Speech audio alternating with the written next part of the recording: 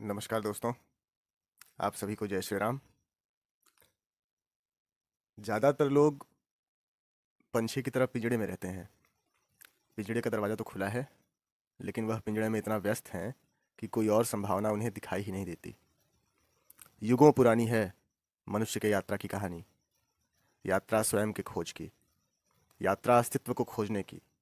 कई बार ऐसी यात्राएं कुछ सालों में पूरी हो जाती हैं, तो कई बार एक यात्रा कई जन्मों तक चलती है। आज हम आपको बताने जा रहे हैं एक असाधारण मनुष्य की कहानी, जिसने कई जीवन लगा दिए सत्य की खोज में। 300 साल बाद बना अध्यात्म की क्रांति से विश्व को हिलाने वाला वह इंसान जिसे हम आज सदगुरु जग्गी वासुदेव के नाम से जानते हैं। एक आत्मज्ञानी, एक योगी, यह एक ऐसे व्यक्ति विशेष हैं जिन्होंने गुरु से सदगुरु तक का सफर बड़े ही अनूठे ढंग से तय किया। उनके विचारों ने, सोच ने, व्यक्तित्व ने लाखों। उनकी प्रक्रियाएं किसी खास विचारधारा या मान्यता से जुड़ी हुई नहीं है, बल्कि इन प्रक्रियाओं के जरिए सेल्फ ट्रांसफॉर्मेशन के शक्तिशाली और प्रामाणिक तरीके भेंट किए जाते हैं। उन्हें भारत के 50 सबसे प्रभावशाली व्यक्तियों की सूची में शामिल किया जा चुका है। उनके बोध और सटीक तर्क जीवन के बारे में हमारे विचारों और बोध का विस्तार करते हैं, उन्हें चुनौती देते हैं। सदगुरु जग्गी वासुदेव का जन्म 3 सितंबर 1957 को कर्नाटक के मैसूर में एक तेलुगु परिवार में हुआ।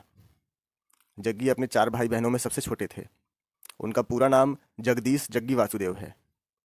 इनके पिता पेशे से एक ऑप्थल्मोलॉजिस्ट डॉक्टर थे, जो इंडियन रेलवे के लिए काम किया करते थे, जिसकी वजह से वह अलग अलग जगह पर शिफ्ट हुआ करते थे। वह बचपन से ही बहुत अलग अलग सोच रखते थे। वह किसी चीज़ को देखते थे तो उसे देखते ही रह जाते थे, फिर उसी के बारे में सोचते रहते थे। उनकी कंसंट्रेशन पावर इतनी ज़्यादा थी कि उनके पिता को चिंता होने लगी। उनका बेटा एक ही चीज़ को इतनी देर तक घूरता ही रहता है। उन्होंने अपनी छोटी सी उम्र में ही खुद से सवाल करने शुरू कर दिए थे, जिनके जवाब किसी को नहीं पता थे। जैसे कि जब उनको कोई पानी देता तो वह पानी को देखते रहते थे, ये सोचते हुए कि पानी आखिर क्या है, क्या चीज़ है, उन्हें कि पानी का इस्तेमाल किस लिए और कैसे होता है। लेकिन उन्हें यह नहीं पता था कि पानी है क्या। उनके पिता को यह डर लगने लगा था उन्हें अपने बेटे के लिए किसी साइकियाट्रिस्ट से मिलना ना पड़े। वह बहुत शांत रहते थे। उनके हिसाब से अगर उन्हें कुछ पता ही नहीं है तो उन्हें ज़्यादा बोलना भी नहीं चाहिए। जैसे जैसे उनकी उम्र बढ़ने लगी, उनके अंदर के सवाल और ज़्यादा बढ़ने लगे थे। इन इन सबके साथ ही बचपन से ही जग्गी का कुदरत से अनोखा रिश्ता था। वह पेड़ों की छांव में बैठना काफ़ी पसंद करते थे, फिर अचानक ही ध्यान में मग्न हो जाते थे। इसके साथ ही उन्हें सांप पकड़ने में महारत हासिल थी। वह जब घर लौटते तो उनकी झोली सांपों से भरी होती थी। इन सब में सबसे खास बात यह थी, वह सांप इन्हें काटते भी नहीं थे। 11 वर्ष की उम्र में उन्होंने योगाभ्यास करना शुरू कर दिया था। इनके योग गुरु का नाम राजेंद्र राव जी महाराज था। जग्गी वासुदेव की शुरुआती शिक्षा डेमोन्स्ट्रेशन स्कूल मैसूर से हुई। जब इन्होंने अपनी 12वीं कक्षा पास की तब इनके पिता चाहते थे कि वह डॉक्टर बने, लेकिन जग्गी वासुदेव को डॉक्टर बनने में कोई रुचि नहीं थी। उनके पिता ने कहा कि डॉक्टर नहीं तो कम से कम एक इंजीनियर बन जाओ।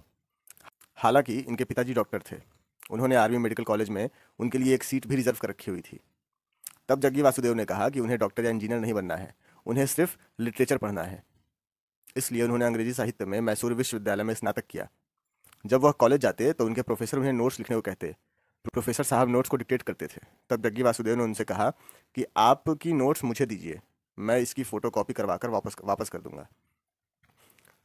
इसके बाद वह 9 बजे मैसूर लाइब्रेरी में पहुंच जाते, जहां पर रात में 8 बजे तक वह किताबों की दुनिया में खो जाते। इन्होंने मैसूर लाइब्रेरी की हर पुस्तक पढ़ डाली, कोई भी विषय नहीं छोड़ा। इन्होंने लिटरेचर, इंजीनियरिंग, एनवायरनमेंट, साइंस, किसी भी किताब को छोड़ा नहीं। बाकी समय यह साइकिल लेकर घूमते। इन्होंने मैसूर का चप्पा चप्पा छान मारा। सदगुरु को मोटरसाइकिल से घूमने का बहुत शौक था। उन्होंने अपनी युवावस्था में ही मोटरसाइकिल से संपूर्ण भारत की यात्रा की। इन्होंने यह यात्रा एक बार नहीं बल्कि कई बार मोटरसाइकिल के द्वारा की। अपनी पढ़ाई पूरी करने के बाद सदगुरु ने कई तरह के बिजनेस करना शुरू किया, जिनमें poultry farm, brick works, construction business शामिल थे। यह सब करके सदगुरु अपने मिड 20s में पहुंचते पहुंचते एक सफल बिजनेसमैन बन चुके थे। सदगुरु और विजया कुमारी की मुलाकात 1984 में मैसूर के एक योगा कार्यक्रम के दौरान हुई। विजया कुमारी को विजी के नाम से भी जानते थे। विजी ने हाल ही में अपनी पहली शादी से तलाक लिया था। तलाक के बाद वह एक स्वतंत्र महिला बनकर बैंक में काम कर रही थी। इसके बाद सदगुरु से उनकी मुलाकात योगा कार्यक्रमों के दौरान होती रही। सदगुरु और विजी ने विवाह करने का निर्णय लिया। इसके लिए वह मैसूर में इरुप्पू फॉल्स के पास एक स्थानीय रामेश्वर मंदिर गए। यह महाशिवरात्रि का दिन था। ऐसा कहा जाता है कि उसी समय शिव और पार्वती का विवाह हुआ था। सदगुरु ने निश्चय किया कि उसी मुहूर्त में उनका विवाह होगा। जब सदगुरु ने विवाह की बात दोनों परिवारों को बताई, तब इस विवाह को लेकर दोनों परिवारों में विरोध हुआ। लेकिन सदगुरु ने किसी की भी परवाह नहीं की। सदगुरु नहीं चाहते थे कि उनकी कोई संतान हो, लेकिन विजय ने उन पर एक संतान के लिए जोर डाला। फिर उनके विवाह के 6 साल बाद 1990 में उन्होंने एक बेटी को जन्म दिया, जिसका नाम उन्होंने राधे जग्गी रखा। विजय स्वामी निर्मलानंद के महासमाधि से बहुत प्रेरित थी। उन्होंने सदगुरु से ऐसी ही समाधि लेने की बात की थी। 23 जनवरी 1997 को विजया कुमारी ने महासमाधि ले ली, फिर इस दुनिया को अलविदा कह दिया। इसको लेकर विजया कुमारी के पिता ने सदगुरु के ऊपर मर्डर का आरोप लगाया। बाद में जब सदगुरु ने इस महासमाधि के बारे में सबको बताया, तब पुलिस ने इन्वेस्टिगेशन को बंद कर दिया। सदगुरु जब 25 साल के थे, तब वह एक दिन चामुंडी हिल पर गए, जो कि मैसूर में ही है। जब वह वहां पर बैठे हुए थे, तब वो धीरे धीरे ध्यान में चले गए। उन्हें ऐसा प्रतीत हुआ जैसे वह प्रकृति के साथ मिल चुके हैं। ये अनुभव उनकी जिंदगी का एक ऐसा अनुभव था जिसने उनकी पूरी जिंदगी को बदल दिया। दरअसल वह समाधि की अवस्था में चले गए थे। समाधि की अवस्था वह अवस्था होती है जहां पर आपको होश तो होता है, लेकिन आपके दिमाग में, आपके मन में कोई विचार नहीं होता। आपको समय का कोई ज्ञान नहीं होता। कहा जाता है कि अगर इंसान अपने पूरे जीवन में एक बार भी समाधि की अवस्था में चला जाए, तो उसका पूरा जीवन बदल जाता है। जब सदगुरु समाधि की अवस्था में गए और उसके बाद उस अवस्था से बाहर आए, तो उन्हें लगा कि 10 मिनट बीत चुके हैं। जब उन्होंने समय देखा, तो उन्हें उस अवस्था में 4 घंटे बीत चुके थे। इसके बाद सदगुरु एक बार और समाधि की अवस्था में गए। जब वह समाधि की अवस्था से बाहर आए, तब उनके चारों ओर बहुत सारे लोग बैठे हुए।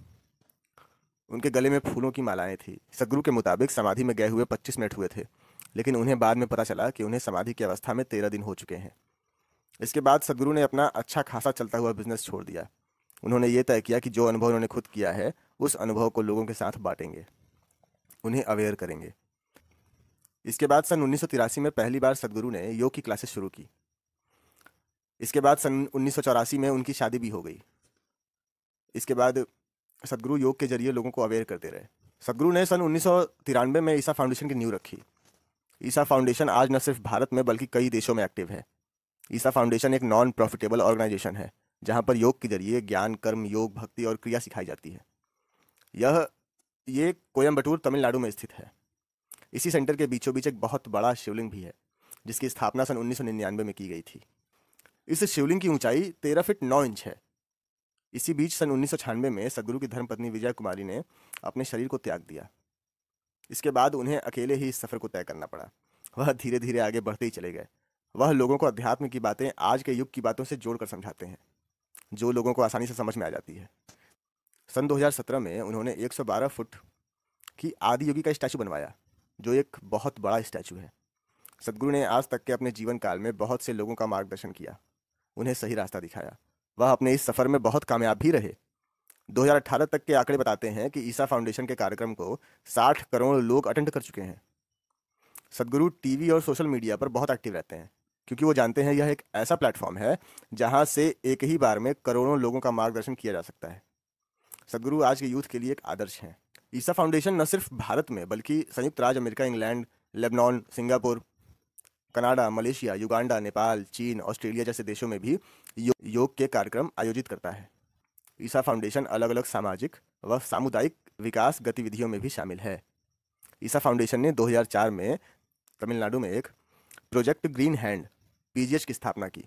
इस परियोजना का उद्देश्य जल्द से जल्द पूरे तमिलनाडु में 114 मिलियन पेड़ लगाना और राज्य में वन क्षेत्र को बढ़ाना है। सदगुरु को पर्यावरण में सुधार के लिए किए गए कार्यों के लिए 2008 में इंदिरा गांधी पर्यावरण पुरस्कार से सम्मानित किया गया। इसके बाद 2017 में उन्हें अध्यात्म के लिए पद्म विभूषण से भी नवाजा गया। सदगुरु ने बहुत सारी किताबें लिखी, जिनमें उनके अनुभव और ज्ञान का भंडार है। सदगुरु ने 8 अलग अलग भाषाओं में 100 से ज़्यादा किताबों को लिखा है। आप उनकी बुक्स को पढ़कर अपने जीवन में अपार ऊर्जा का संचार व जीवन में अमूल बदलाव कर सकते हैं। इनकी कुछ किताबों का मैं नाम भी आपको बता देता हूँ, जैसे pebbles of wisdom, relationships, emotion, Himalayan lust, don't polish your ignorance, Adiyogi, the source of yoga, death and inside mystery, mind is your business and body the greatest gadget. और ऐसे अद्भुत महापुरुष को आजकल के लोग ट्रॉल कर रहे हैं, रोस्ट कर रहे हैं। मेरा उन सभी से हाथ जोड़ के निवेदन है कि भैया आप समझो आप किसे क्या कर रहे हो। आप उनके ज्ञान को प्रणाम करो। वो आपके प्रणाम के योग्य हैं, आपके फालतू बातों के योग्य बिल्कुल नहीं है। अगर आप अपनी फालतू बातों से, अपनी फालतू विचारों से ऐसे सिद्ध महापुरुषों को नीचा दिखाने का बेफिजूल प्रयास करोगे, होना कुछ नहीं है। उनसे उनके सम्मान पर कोई हानि नहीं पहुंचेगी, लेकिन तुम्हारी बुद्धि और मलिन होती चली जाएगी। हमेशा बोलते हैं कि अगर शिव की जय बोलते हो तो शिव गणों की भी जय बोलो, शिव भक्तों की भी जय बोलो। सबकी जय है। जय जय श्री राधा रमन।